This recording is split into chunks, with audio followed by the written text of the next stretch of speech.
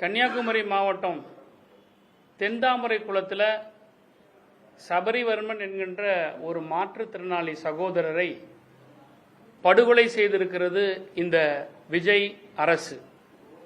மாற்றத்தை நோக்கி வந்திருக்கக்கூடிய இந்த விஜய் அரசில் பிண நாற்றங்கள் எடுத்துக்கொண்டிருக்கிறது. ஒரு சாதாரணமாக 200 கிராம் குட்கா வைத்திருந்ததாக சொல்லி பெட்டிக்கடை வைத்திருக்கின்ற திரு சபரிவர்மன் என்பவரை விசாரணைக்காக அழைத்து சென்ற காவல்துறை கடந்த 9ஆம் தேதி வியாழக்கிழமைக்கு விசாரணைக்கு அழைத்து சென்று விசாரித்துவிட்டு வீட்டிற்கு அனுப்பியது.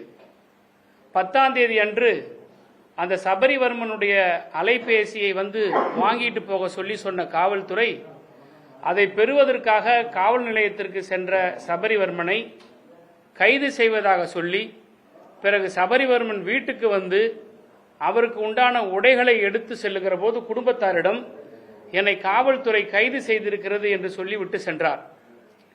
கைது செய்து சிறையில் அடைப்பதற்கு முன்பு ஜுடிஷியல் மேஜிஸ்ட்ரேட் முன்பு ஆஜர்படுத்தப்படுகிற குற்றவாளிகளை மெடிக்கல் ஃபிட்னஸ் வாங்கின பிறகுதான் கொண்டு போய் ஜுடிஷியல் மேஜிஸ்ட்ரேட் கிட்ட கொடுத்து medically is fit to remand அப்படின்னு வாங்கின பிறகுதான் சிறைச்சாலைக்கு அனுப்ப முடியும்.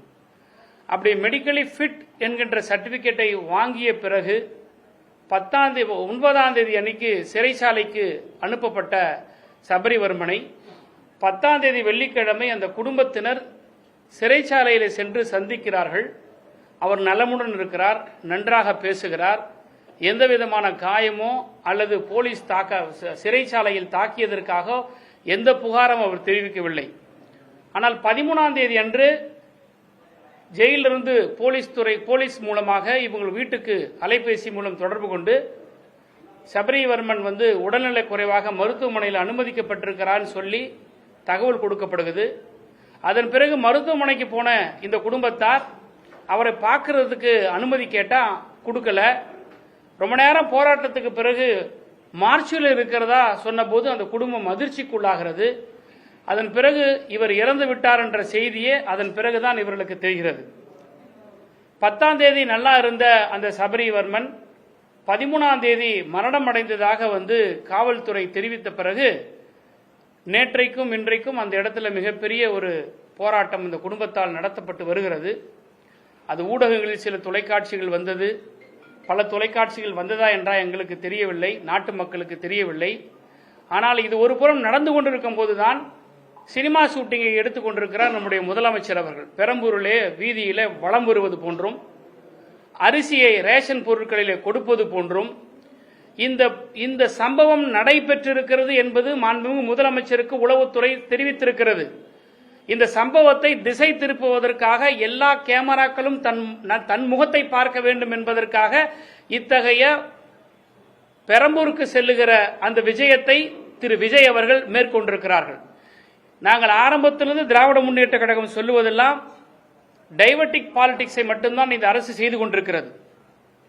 200 கிராம் குட்கா வைத்திருந்த ஒரு மாற்றுத்திறனாளிகளை அடித்து கொலை செய்திருக்கிறது இந்த காவல்துறை. ஆனால் 40 கோடி ரூபாய் லஞ்சம் குட்கா விற்பனை செய்தவர் முதலாளியிடமிருந்து லஞ்சம் பெற்ற குட்கா விஜயபாஸ்கரை தன் பக்கத்திலே வைத்து சிவப்பு கம்பளம் விரித்திருக்கிறது. இதுதான் இந்த விஜய் அரசினுடைய மாற்றம். திராவிட முன்னேற்ற கழகம் ஆட்சியில் இருக்கும்போது எங்களுடைய முதலமைச்சர் பொறுப்பில் இருக்கிற போது சிவகங்கை மாவட்டத்தில் இருக்கக்கூடிய மடப்புரம் கோவில் காவலாளி திரு அஜித்குமார் தாக்கப்பட்டு மரணமடைந்தார் என்ற ஒரு செய்தி வந்தபோது அன்னைக்கு இந்த திரு விஜய் என்ன செஞ்சார்? மேடை போட்டு பேசினார், அந்த குடும்பத்தார மேடையில் ஏற்றினார். எங்களுடைய அன்றைக்கு முதலமைச்சராக இருந்த நம்முடைய திராவிட முன்னேற்ற கழக தலைவர் நடந்த சம்பவத்திற்கு பொறுப்பேற்று அந்த குடும்பத்தாரிடம் மன்னிப்பு கேட்டார். அப்ப என்ன பேசினார் இந்த விஜய்? சாரி வேண்டாம் சார், எங்களுக்கு நீதி வேண்டும் தான் என்று சொன்ன விஜய் இன்றைக்கு ரீல்ஸ் வேண்டாம், எங்களுக்கு நீதி வேண்டும் என்று தமிழ்நாட்டு மக்கள் கேட்டுக்கொண்டிருக்கிறார்கள். நீதிமன்றத்தினுடைய நேரடி கண்காணிப்பில் எஸ்ஐடி வைத்து அந்த அஜித்குமார் வழக்கை விசாரிக்க வேண்டும் என்று கோரிக்கை வைத்தார் திரு விஜய். இன்னைக்கு இந்த சம்பவத்திற்கு என்ன பொறுப்பேற்க போறார் முதலமைச்சர்? ஆனால் அன்றைக்கு முதலமைச்சராக இருந்த திராவிட முன்னேற்ற கழகத்தினுடைய தலைவர் இது காவல்துறையின் மீது சுமத்தப்பட்டிருக்கிற குற்றச்சாட்டு. எனவே காவல்துறையை இது விசாரித்தால் மக்கள் மத்தியிலே சந்தேகம் ஏற்படும். அவற்றை பொதுவான ஒரு அமைப்பான சிபிஐக்கு தானாக முன்வந்து சிபிஐ விசாரணைக்கு உத்தரவிட்ட முதலமைச்சர் அவர் எங்கே? இன்றைக்கு கண்டும் காணாமல் இவற்றை பற்றி வாய் திறக்காமல் ஓடு ஓடு ஓடு என்று ஓடுகிற முதலமைச்சர் எங்கே? கரூரிலே எங்களை பார்த்து திராவிட முன்னேற்ற கழகத்தை பார்த்து ஓடுகிறார்கள் என்று சொன்னார்கள். ஆனால் இன்றைக்கு இந்த பிரச்சனையை கண்டு ஓடிக்கொண்டிருக்கிற இந்த விஜய் அரசாங்கம் ஓடுகிற மாடல் அரசா இல்ல பிரச்சனைகளை கண்டு பதுங்குகிற அரசா என்கிற கேள்வி தமிழ்நாட்டு மக்கள் மத்தியில் இருந்து கொண்டிருக்கிறது. தாவேக அரசு பொறுப்பேற்ற இந்த 60 நாள்ல மட்டும் ஏறத்தாழ 4 சம்பவங்கள் இது போல நடந்திருக்கு. மது போதையில தகராறு செஞ்ச வெங்கடேஷ் என்கிற சென்னை எம்ஜிஆர் நகர்ல காவலாளி பிடிச்சி கைது செய்யறாங்க, விசாரிக்கிறாங்க. அடுத்த நாள் அவர் உயிரிழக்கிறார். அதே போல திருச்சியில ஒரு சம்பவத்தில் ஸ்ரீராம் போலீஸ் ஸ்டேஷன், ஸ்ரீராம் என்பற போலீசார் விசாரணைக்கு கூட்டிட்டு போய் விசாரிச்ச பிறகு அடுத்த நாள் அவர் வீட்டில் தூக்கு போட்டுக்கிறார். கிருஷ்ணகிரியில் ஒரு 17 வயசு சிறுவன்கிட்ட ஒரு காவலாளி தகராறு பண்ணு செல்போனை பறிமுதல் செய்யறாரு. அதுக்கு பிறகு அந்த சிறுவன் போய் தற்கொலை செய்துக்கிறாங்க. தென்காசி அருகே சிவகிரி காவல் நிலையத்தினுடைய எல்லைக்குட்பட்ட ஒரு பகுதியில் அந்தோணிராஜ் என்கின்ற ஒரு முதியவரை விசாரணைக்கு அழைத்து டார்ச்சர் செஞ்ச காரணத்தினால அவர் தற்கொலை செய்துகிறார். இப்படி 60 நாட்கள்ல 4 தற்கொலைகள், 4 போலீஸ் டார்ச்சர்களால் மரணங்கள் ஏற்பட்டிருக்கிறது. என்ன ஆளுக்கு ஒரு சட்டம், ஆளுக்கு ஒரு நீதி, ஆளுக்கு ஒரு நியாயமா? சட்டம்னா எல்லாருக்கும் சமமானதுதான். ஆனா தாவேகா காரங்களுக்கு ஒரு சட்டம், மற்றவங்களுக்கு ஒரு சட்டம். ஈரோடு பவானி பகுதியை சேர்ந்த திரு அருண் என்பவர் ஒரு குட்காவை 140 கிலோ குட்காவை கடத்துகிறாரு. அந்த கடத்தப்பட்ட அந்த அருண் என்பவர் 4 வருஷத்துக்கு முன்னாடி இதே குட்காவை கடத்திய காரணத்துக்காக குண்டர் சட்டத்தில் கைது செய்யப்பட்டவர். மீண்டும் 4 வருஷம் கழிச்சு இன்றைக்கு இந்த ஆட்சியில் இதே போன்ற குற்ற நடவடிக்கையில் ஈடுபட்ட போது அவரை ஸ்டேஷன் பெயில விடுறாங்க. காரணம் தாவேகாவுடைய நிர்வாகி.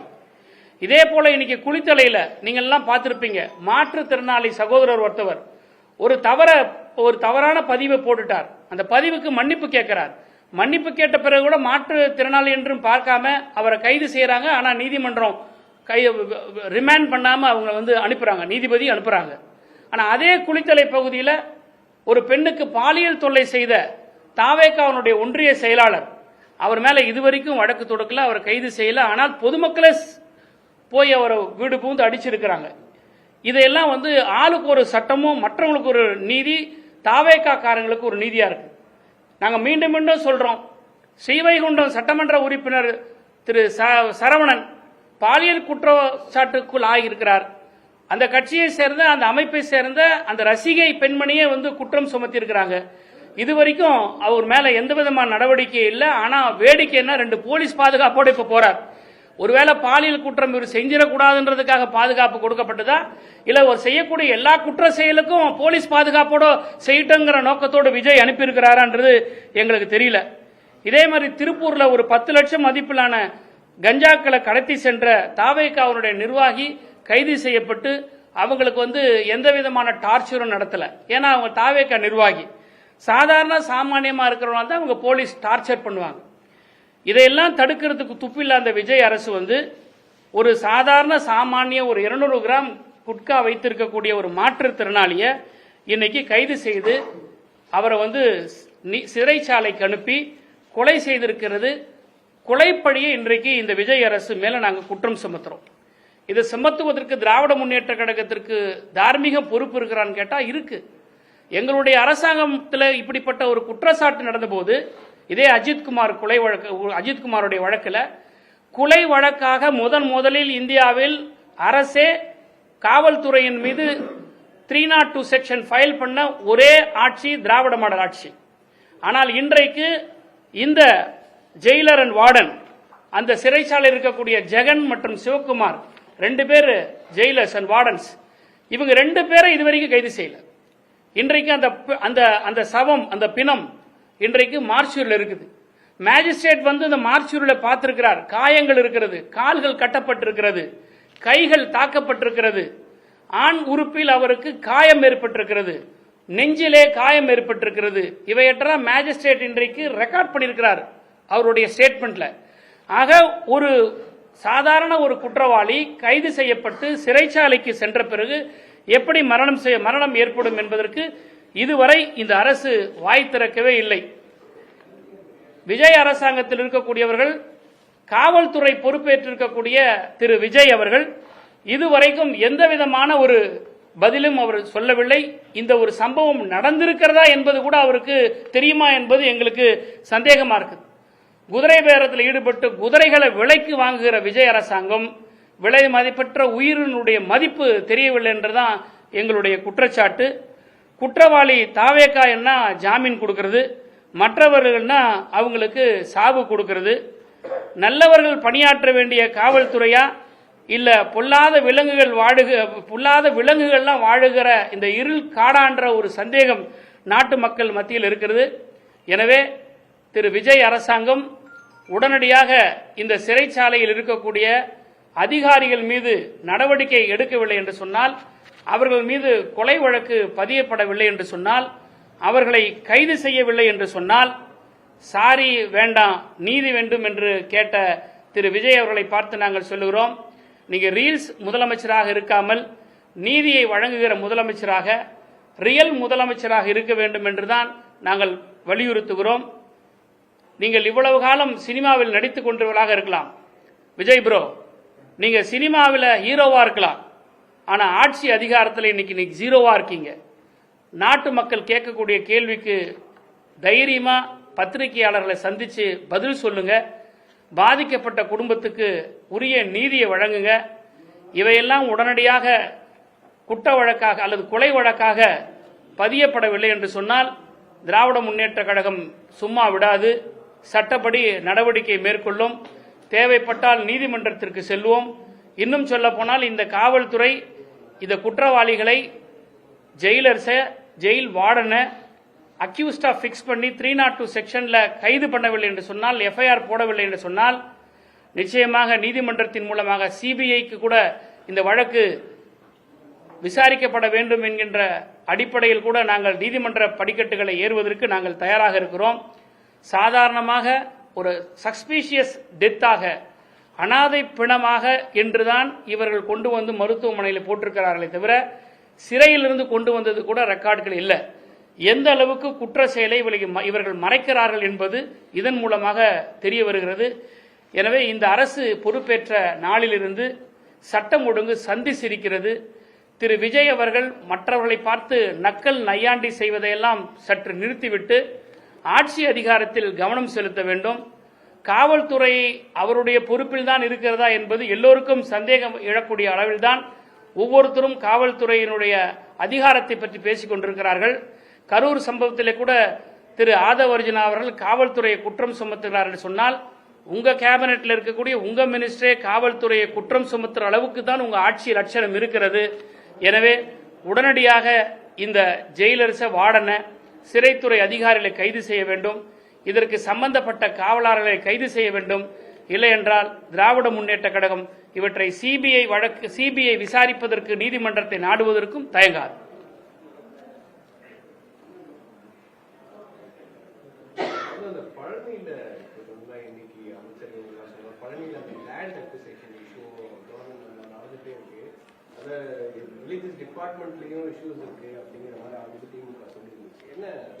இல்ல, எந்த ஒரு குற்றச்சாட்டுக்கும் அரசாங்கம் பதில் சொல்லி, அதாவது இதுக்கு முன் இது பழனி கோயிலுக்கு, தண்டாயுதபாணி கோயிலுக்கு கொடுக்கப்பட்ட நிலம். அது அந்த நிலத்தை கார் பார்க்கிங்கா நிர்வாகம் பயன்படுத்தியிருந்தது. ஆனால் இன்னைக்கு ஒரு தனியாருக்கு பத்திரப்பதிவு செய்யப்பட்டிருக்கின்ற ஒரு குற்றச்சாட்டு இன்றைக்கு வந்திருக்கிறது. இது சம்பந்தமா அந்த துறையோட அமைச்சரோ அல்லது துறையோட செயலாளரோ அல்லது கோயிலுடைய நிர்வாகத்தை சேர்ந்தவங்களோ இதை பத்தி எதுவும் வெளிப்படையா சொல்லலையே. கோயிலோட ப்ராப்பர்ட்டியா சொல்லி ரைட்டை கிளைம் பண்ணி பார்க்கிங் ஃபெசிலிட்டிஸ் வச்சிருந்த ஒரு ப்ராப்பர்ட்டி கோயில்கிட்ட இருந்து ஒரு தனியாருக்கு போகின்ற போது அதனுடைய அர்த்தம் என்ன, அதனுடைய மர்மம் என்ன என்பதெல்லாம் இந்த அரசு தான் விளக்க வேண்டும். இந்த ஆட்சியில தான் நடந்துட்டு இருக்குது.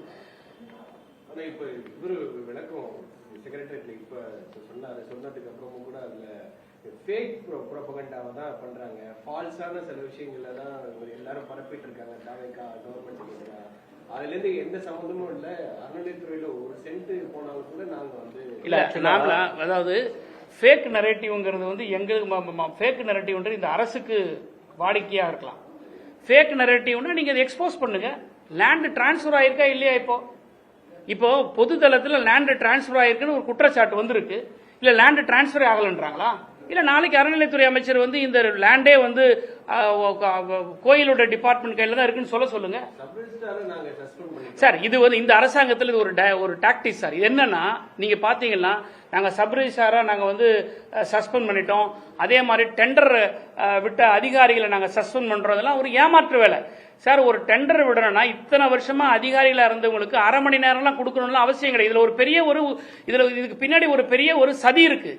இவங்க என்னன்னா ஒரு கிளீன் கவர்மெண்ட், எங்க கிட்ட லஞ்சமே கிடையாது அப்படிங்கிற ஒரு மாயை உருவாக்குவதற்காக 4-5 அரசு அதிகாரிகளை காவு கொடுக்குறாங்க இவங்க. இது இன்னும் கொஞ்ச நாள்ல வெளியே வரும்போது அந்த யூனியன் சும்மா இருக்காது சார். ஒரு இடத்துல ஒரு தப்பு செய்யலாங்க சார். நகராட்சி நிர்வாகத்தில் இன்னைக்கு இருக்கு. 4 நாளைக்கு முன்னாடி ஊராட்சி நிர்வாகத்தில் இருக்குது. பிடிஓ ஆபீஸ்ல நீங்க வந்து டெண்டர் அரை மணி நேரத்தில் கொடுத்ததா சொல்லி அதை சஸ்பெண்ட் பண்றீங்க. இன்னைக்கு நகராட்சி நிர்வாகத்தில் இதே மாதிரி டெண்டர்ல நீங்க வந்து தவறு செஞ்சிருக்கேன்னு சொல்லி சஸ்பெண்ட் பண்றீங்க. இது என்னன்னா ஏன் கவர்மெண்ட் கிளீனா இருக்கு, நான் வந்து சரியா இருக்கேன், கீழே இருக்கிறவங்கள நான் நடவடிக்கைங்கிற ஒரு சினிமாட்டிக் அப்ரோச் தவிர இது வந்து உண்மை இது இல்ல. தேவைப்பட்டால் கோருவோன்றது இப்ப இல்ல. நாங்க வந்து இப்பவும் சொல்றேன், நாங்க வந்து அவங்கள மாதிரி திரு விஜய் மாதிரி முந்திரி கோட்டை மாதிரி ஒரு மேடை போட்டு வந்து நீங்க பேசுங்க, சாரி வேண்டாம், நீதி வேண்டாம், பூரி வேண்டாம் பேசுற மாதிரி நாங்க பேச மாட்டோம். ஒரு பொறுப்புள்ள திமுக, we are giving time to the government. இப்போ வந்து நீங்க வந்து ஜெயிலர்ஸ் அந்த சூப்பரண்டை இவங்களை நீங்க கைது செய்யணும், நீங்க எஃப்ஐஆர் பதிவு பண்ணணும், 302 செக்ஷன் அவங்க மேல வந்து கேஸ் ஃபைல் பண்ணணும். இதையெல்லாம் பண்ணீங்கன்னா தென் நீங்க அதுக்கப்புறம் வந்து விசாரணைக்கிறதுக்கு ஒரு முறை இருக்கு. எதுவுமே செய்யாம நீங்க காப்பாற்றுற நிலைக்கு போச்சனா அப்ப நாங்க சிபிஐ போவோம். நல்லா புரிஞ்சுங்க, எடுத்த உடனே சிபிஐ போக மாட்டோம்.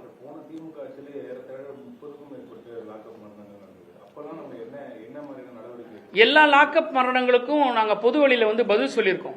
எல்லா லாக்அப் மரணங்களுக்கும் வழக்கு பதிவு செய்யப்பட்டிருக்குது. உச்சமா வந்து அஜித்குமாருடைய வழக்குல வந்து 302 செக்ஷனே போட்டிருக்கிறோம் சார். ஒரு வழக்குல 30 வழக்குல சார் நடவடிக்கை எடுக்கப்பட்டிருக்குல்ல. நான் என்ன நீங்க என்னோட ஆர்கியூ பண்றதை விட நான் கேட்கறேன். சொல்லுங்க நீங்க சொல்லுங்க. 30 வழக்கு ஒண்ணு சொல்லுங்க, எதுல நாங்க வழக்கு போடலன்னு சொல்லுங்க, நான் சொல்றேன். 30 வழக்குக்கும் 30 சம்பவத்திற்கும் கேஸ் ரெஜிஸ்டர் பண்ணிருக்கு. அவர்களுக்கு உண்டான டிபார்ட்மெண்டல் ஆக்ஷன் எடுக்கப்பட்டிருக்கு. நான் சொல்றேன் 9ஆம் தேதி வந்து ஜெயிலுக்குள்ள போகப்பட்டவர் சனி ஞாயிறுல இறந்திருக்கக்கூடிய இந்த சபரிவர்மன்ல இன்னைக்கு என்ன செவ்வாய்க்கிழமை ஆகுது, இது வரைக்கும் காவல்துறை பிக்ஸ் பண்ணவே இல்லையே. இந்த அரசாங்கம் என்ன செஞ்சுட்டு இருக்கு? இதே திமுக அரசாங்கத்தில் ஒரு சின்ன தவறு நடந்தா இன்னைக்கு என்ன நடந்திருக்கும்? நாடு ஃபுல்லா அலறி இருக்கும், எல்லா ஊடகங்களும் ஓடி இருக்கும், எல்லா சேனலும் டிபேட் வச்சிருக்கோம். இன்றைக்கு ஒரு மர்மமான முறையில் ஒரு மாற்றுத்திறனாளி மரணம் அடைஞ்சிருக்கிறார், ஒரு சேனல் இன்றைக்கு டிபேட் கிடையாது. ஒரு பத்திரிகையாளர் யாராவது செக்ரட்டரியேட்ல போய் இருக்கிற மந்திரி கிட்ட போய் மைக் போட முடிஞ்சது அவங்களால? 30 வழக்கு திமுக கவர்மெண்ட்ல போடப்பட்டது கேட்கக்கூடிய செய்தியாளர் இன்றைக்கு செக்ரட்டரியேட் போய் ஒரு மந்திரி கிட்ட உங்களால வந்து ஒரு மைக் போட முடியுமா? முதலமைச்சர் ஒரு கேள்வி கேட்க முடியுமா உங்களால? 60 நாள் ஆச்சு, முதலமைச்சர் என்னைக்காவது வாய் திறந்து பேசியிருக்கிறாரா? இதெல்லாம் கேட்க செக்ரட்டரியேட்டுக்கு போக முடியல உங்களால. ரொம்ப லிஸ்ட் போடுறீங்க, திமுக 30 ஆச்சு 40 ஆச்சுன்னு. திமுக 30 ஆனா 40 ஆனா யாரையாவது எஸ்கேப் பண்ண விட்டுருக்குமா? ஏன் கேளுங்க. Very good. நான் என்ன கேக்குறேன், யூ பாய்காட் என்ன? You are the 4th pillar of the constitution. டெமோக்ரஸில நீங்க 4வது தூணு. முதலமைச்சர் எங்களுக்கு வாய் திறக்க மாட்டேன்றார். ஆளும் அரசாங்கம் 4ஆம் தூணா இருக்கக்கூடிய பத்திரிகைகளை சந்திக்க மாட்டேங்கிறது. நாங்க கவர் பண்ண மாட்டேன்னு சொல்லுங்களேன். டிஐபிஆர் வந்து நீங்க வந்து டிஐபிஆர் உங்களுடைய தாவேகானுடைய ஐடி விங்கா பயன்படுத்துறாங்கல்ல. சட்டமன்றத்தில் எதிர்கட்சி தலைவர் எதிர்கட்சி சட்டமன்ற உறுப்பினர்கள் பேசுகிற போது கதி கலங்கிய எதிர்கட்சி சட்டமன்ற உறுப்பினர்கள், விளாசிய முதலமைச்சர் இப்படி எல்லாம் போடுறாங்களே. டிஐபிஆர் டிஐபிஆர்ல தாவேகாவோட ஐடி விங்க மாதிரி செயல்படுத. நீங்க பாய்காட் பண்ணுங்க சார். நாங்க கவர் பண்ண மாட்டோம், முதலமைச்சருடைய ப்ரோக்ராமை கவர் பண்ண மாட்டோம் அப்படி சொல்லுங்க. ஏன் அங்க கேட்க மாட்டேன்றீங்க?